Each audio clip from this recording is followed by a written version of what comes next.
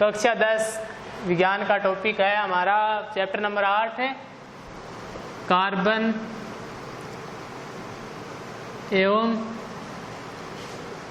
उसके यौगिक। इसका फर्स्ट चैप्टर पहला टॉपिक कर लिया है कार्बन की विशेषता। दूसरा टॉपिक है हमारा जैव शक्ति का सिद्धांत। जैव शक्ति सिद्धांत।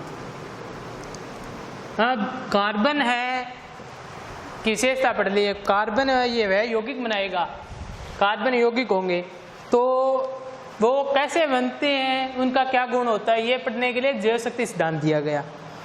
जैव शक्ति सिद्धांत दिया गया, इसमें किस वैज्ञानिक ने दिया जैव शक्ति सिद्धांत? पहला टॉपिक यही है,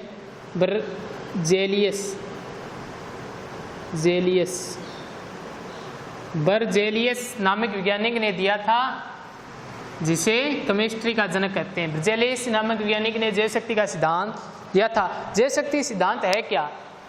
जैव शक्ति सिद्धांत के अनुसार जितने भी कार्बनिक यौगिक है वह सिर्फ जीवों में ही बनेंगे, न कि कृत्रिम रूप से नहीं बनाए जा सकते। जैव शक्ति सिद्धांत के अनुसार अर्थात जो भी कार्बनिक यौगिक होगा वह केवल जीव, जैसे मनुष्य हो गया, जो पशु हो गए, पक्षी हो गए, पेड़ पौधे आदि में ही बनेगा। ये बर्जेलियस ने कहा कि कृत्रिम विधि या प्रयोगशाला में किसी भी कार्बनिक यौगिक का निर्माण नहीं किया जा सकता। इसका तभी जब यह सिद्धांत प्रतिपादित किया तो लोग वैज्ञानिकों ने इसे अमान्य कर दिया, माना नहीं, लेकिन उनके पास कोई कारण नहीं था। इन्होंने बता दिया कि सब जैसे यूरिया है पेशाब में बनता है मानव के, और बहुत से पदार्थ बता दिए कि ये हमारे मानव द्वारा बनाए जाते हैं या जीव द्वारा बनाए जाते हैं। लेकिन तभी इसका एक शिष्य था,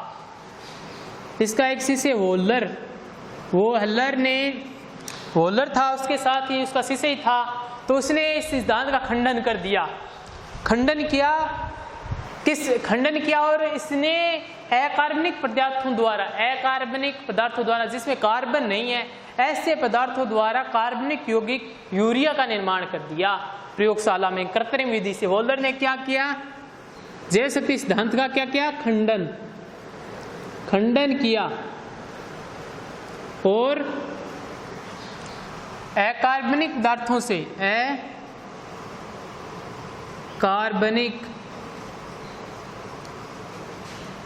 अकार्बनिक पदार्थों से यूरिया बनाया।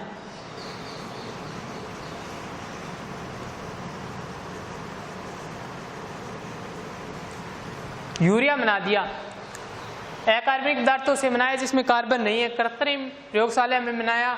अब यूरिया है क्या? एक कार्बनिक यौगिक है। यूरिया एक कार्बनिक यौगिक है और प्रथम कार्बनिक यौगिक जिसे प्रयोगशाला में बनाया गया, प्रथम कार्बनिक यौगिक जो प्रयोगशाला में कृत्रिम रूप से निर्मित है, प्रथम यूरिया। ये इसका सूत्र है NH2CO NH2। ये यूरिया प्रथम कार्बनिक पदार्थ जिसे प्रयोगशाला में बनाया गया यूरिया। और यूरिया कैसे बनाया गया ये देखिए, पहले लिया KCNO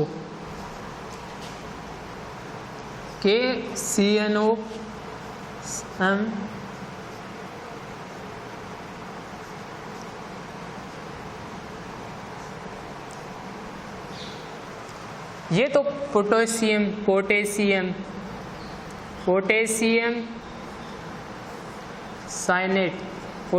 साइनेट लिया, और ये हो गया अमोनियम सल्फेट हो गया। इन दोनों को आपस में मिलाया, तो एक अन्य यौगिक क्या बना? KCNO, यानी अमोनियम। इसको गर्म किया हमने, ये गर्म का निशान है ऐसे त्रिभुज का। अमोनियम साइनेट बन गया हमारा। और साथ क्या बना?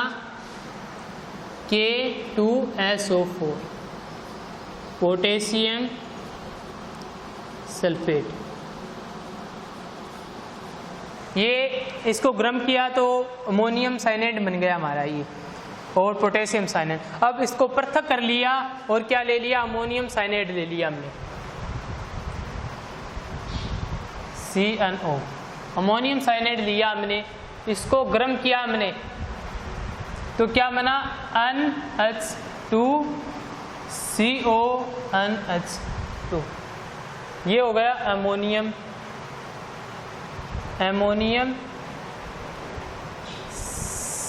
साइनेट। अमोनियम साइनेट बन गया, और ये है यूरिया, जनरल नाम है इसका, और इसे कहते हैं एमिनो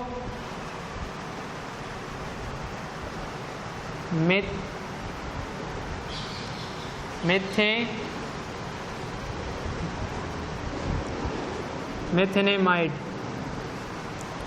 ये इसका APC नाम होगा, एमिनो मेथिएमाइड, यूरिया का।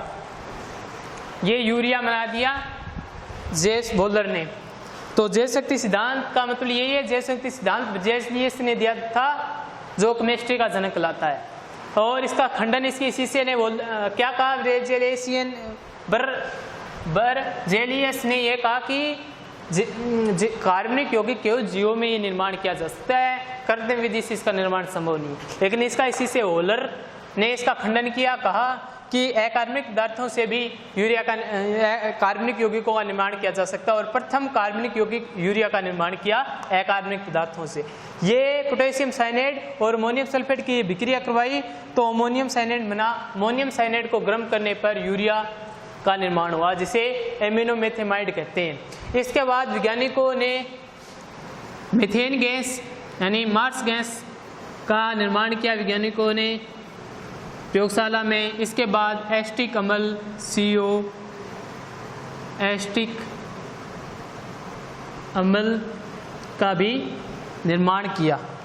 तो प्रथम कार्बनिक यौगिक यूरिया हो गया हमारा। अब अगला टॉपिक हमारा है हाइड्रोकार्बन। हाइड्रोकार्बन है क्या, कैसे बनते हैं, और इनका वर्गीकरण किस प्रकार है, और इनका नामकरण, ये आदि देखेंगे।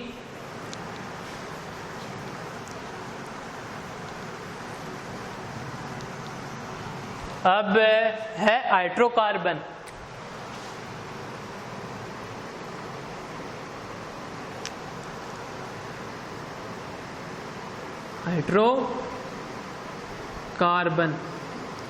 Hydrocarbon HC।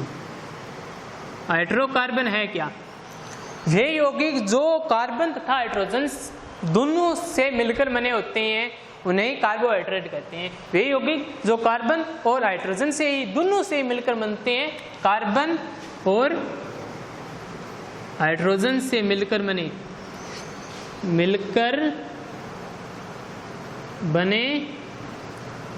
यौगिक हाइड्रोकार्बन से, कार्बन और हाइड्रोजन से मिलकर बने यौगिक ही हाइड्रोकार्बन कहलाते हैं। है कार्बन है ना, न केवल हाइड्रोजन के साथ यौगिक बनाता है, बल्कि क्लोरीन, ऑक्सीजन, नाइट्रोजन है, नाइट्रोजन हो गए, ऑक्सीजन, क्लोरीन और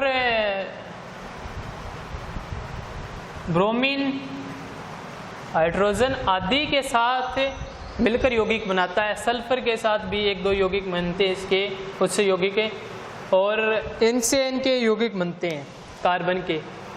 तो मुख्य रूप से हाइड्रोकार्बन है हमारे चैप्टर में। हाइड्रोकार्बन है कार्बन और हाइड्रोजन से बने यौगिक हाइड्रोकार्बन कहलाते हैं। उदाहरण के लिए CH4 यानी मार्स गैस,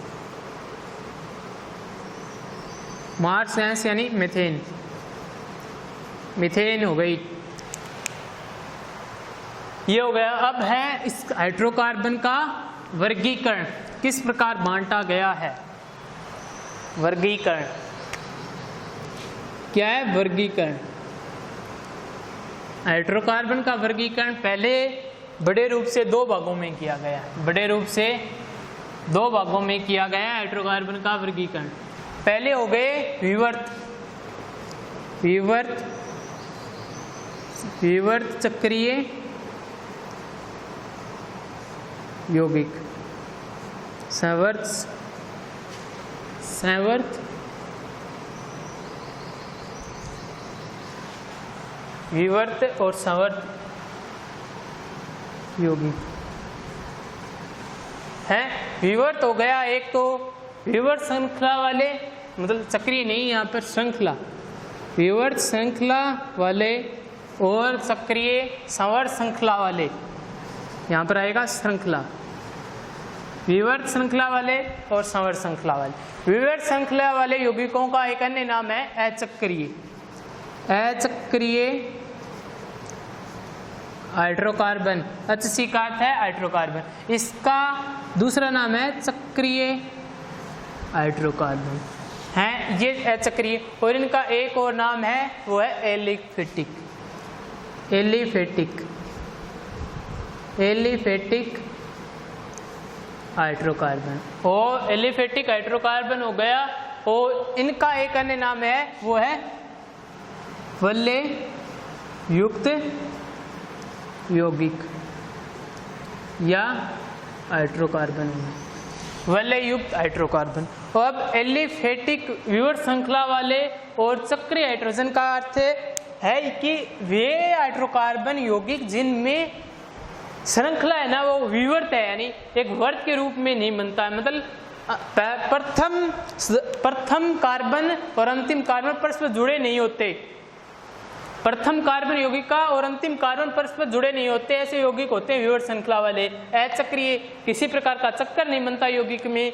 अचक्रीय एलिफेटिक, सीधी, मतलब कोई घेरा चक्कर नहीं है एलिफेटिक। जैसे ये हो गया C carbon CH3 CH2 CH2 CH3, carbon number 1 मान सकते हैं, 2 3 4, यहीं से भी कर सकते हैं 1 2 3 4, ये प्रथम कार्बन हुआ तो ये अंतिम कार्बन, इनमें कोई संबंध नहीं है। अगर ये जुड़े होते तो विवर्त संवर्त श्रृंखला, अर्थात ऐसे हाइड्रोकार्बन जिनमें प्रथम कार्बन अंतिम कार्बन परस्पर जुड़े नहीं होते किसी बंध द्वारा, ऐसे यौगिक विवर्त श्रृंखला वाले अचक्रीय और एलिफेटिक हाइड्रोकार्बन कहलाते हैं। अब चक्रीय हाइड्रोकार्बन क्या है? संवर्त हाइड्रोकार्बन वे हाइड्रोकार्बन जिसमें प्रथम कार्बन अंतिम कार्बन परस्पर जुड़े होते हैं, एक बंध द्वारा जुड़े होते हैं और उसमें एक चक्कर का निर्माण होते हैं, ऐसे यौगिक संवर्त श्रृंखला वाले यौगिक तथा चक्रीय हाइड्रोकार्बन कहलाते हैं जिसमें एक वलय का निर्माण होता है। जैसे ये कार्बन है CH CH CH CH CH CH CH, अब इसमें द्विबंध, इसमें द्विबंध और इसमें द्विबंध। अब सभी की ट्रैक देख सकते हैं, संयोजकता पूरी है कार्बन की, 1 2 3 एक हाइड्रोजन द्वारा 4, इस कार्बन की एक हाइड्रोजन, एक ये, 2 ये, 3 4 पूरी, इस कार्बन की 2 1 3 एक हाइड्रोजन, इसकी भी 2 1 या और एक हाइड्रोजन, इसकी सभी की पूरी है। लेकिन प्रथम कार्बन इसको माने 1 2 3 4 5 6, ये प्रथम कार्बन हो गया, अंतिम कार्बन ये परस्पर जुड़े होते हैं, जुड़े हुए हैं और एक श्रृंखला वलय का निर्माण हो रहा है ऐसे, तो ये हो गए संवर्त यौगिक चक्रीय हाइड्रोकार्बन हैं। अब इसके अतिरिक्त हमने इस अचक्रीय हाइड्रोकार्बन तथा विवर्त श्रृंखला वाले हाइड्रोकार्बन को भी 2 भागों में बांटा गया है। 2 भागों में, एक है संतृप्त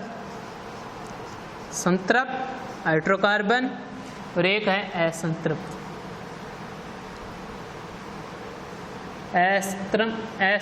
हाइड्रोकार्बन। HC का अर्थ है हाइड्रोकार्बन। संतृप्त हाइड्रोकार्बन क्या है? वे हाइड्रोकार्बन जिसमें कार्बन और कार्बन के मध्य सिंगल बंध पाया जाता है, केवल कार्बन और कार्बन एवं कार्बन के मध्य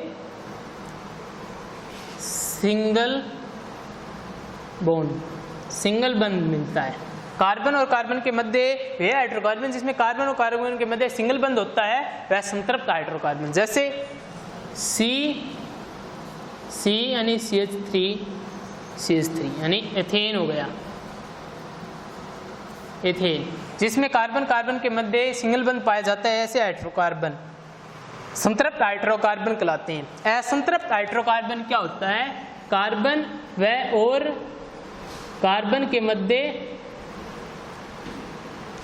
डबल या ट्रिपल बंध पाया जाता है। मतलब वे हाइड्रोकार्बन जिनके कार्बन और कार्बन के मध्य या तो एक द्विबंध होगा या एक त्रिबंध होगा या एक से अधिक द्विबंध या त्रिबंध हो सकते हैं, ऐसे हाइड्रोकार्बन होते हैं वो असंतृप्त हाइड्रोकार्बन कहलाते हैं। संतृप्त कार्बन कार्बन के मध्य सिंगल बंध, सिर्फ सिंगल बंध होगा, किसी प्रकार का डबल नहीं। और इस असंतृप्त हाइड्रोकार्बन में क्या है कि द्विबंध एक हो सकता है, एक से ज्यादा भी हो सकता है, और त्रिबंध भी हो सकता है, एक और एक से ज्यादा भी हो सकता है। ये जरूरी नहीं है सिर्फ द्विबंध हो, सिंगल बंध भी हो सकता है, ट्रिपल बंध भी हो सकता है। ये उदाहरण के इनको भी दो भागों में बांटा गया है। असंतृप्त हाइड्रोकार्बन को भी दो भागों में बांटा गया है। एक नंबर एल्कीन, एल्कीन दूसरी हो गया, दूसरा नंबर एल्काइन। उदाहरण देंगे आपको एल्काइन, एल्कीन और एल्काइन दो भाग होंगे इनके। एल्कीन मतलब कार्बन कार्बन के मध्य, कार्बन व कार्बन के मध्य क्या हो? द्विबंध, केवल द्विबंध हो, ट्रिपल बंध ना हो। सिंगल बंध हो सकता है लेकिन द्विबंध। और इसमें कार्बन व कार्बन के मध्य क्या हो? ट्रिपल बंध। एल्कीन क्या होंगे? जिनमें कार्बन और कार्बन के मध्य द्विबंध होगा। सिंगल बंध हो सकते हैं लेकिन ट्रिपल नहीं हो सकता, एक से अधिक द्विबंध हो सकते हैं लेकिन ट्रिपल बंध नहीं होगा। और ये एल्काइन कार्बन और कार्बन के मध्य कम से कम एक त्रिबंध होगा, या एक से ज़्यादा भी हो सकते हैं लेकिन कम से कम एक जरूर होगा। सिंगल बंध कितने भी हो सकते हैं। उदाहरण के तौर पर एथीन, एथीन हो गया C डबल बॉन्ड,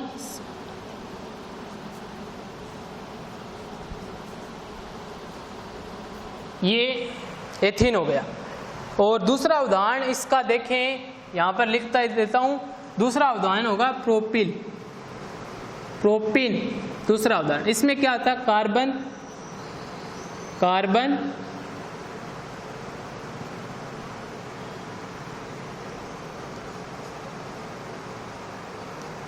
ये प्रोपिल हो गया हमारा, प्रोपिल ये हमारा प्रोपिल हो गया। दो बंध ये हो गए, एक कार्बन सिंगल बंध हो सकता है, एक कार्बन होने के कारण हो गया ये एल्कीन। अब इसका उदाहरण देखते हैं। तो इसका उदाहरण है एथाइन, एथाइन है C एक सिंगल बंध एथाइन। अब है प्रोपाइन, दूसरा उदाहरण है प्रोपाइन C, ये प्रोपाइन होगा। इसमें एक द्विबंध है, सिंगल बंध भी है। ये इसका उदाहरण हो गया। अब अगले भाग में पढ़ेंगे हम थोड़ी, कितने मीटर हो गए? ये अगला भाग इस दो हो गया, इनको बांट दिया। अब इसको बांटते हैं संवर्त श्रृंखला वाले हैं, आगे पढ़ेंगे।